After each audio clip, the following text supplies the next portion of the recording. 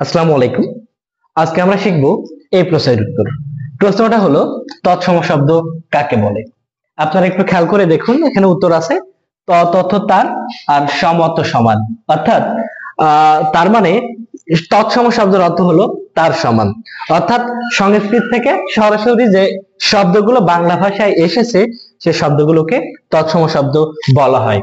Example হিসেবে বা উদাহরণ হিসেবে আমরা এখানে দেখতে পাচ্ছি পৃথিবী, আকাশ, গ্রহ, হস্ত, নক্ষত্র ইত্যাদি শব্দগুলো তৎসম শব্দের অন্তর্ভুক্ত। বিশেষ দ্রষ্টব্য হিসেবে আমরা একটু জেনে রাখি, বাংলা ভাষায় ব্যবহৃত প্রায় 25% শব্দই তৎসম শব্দ।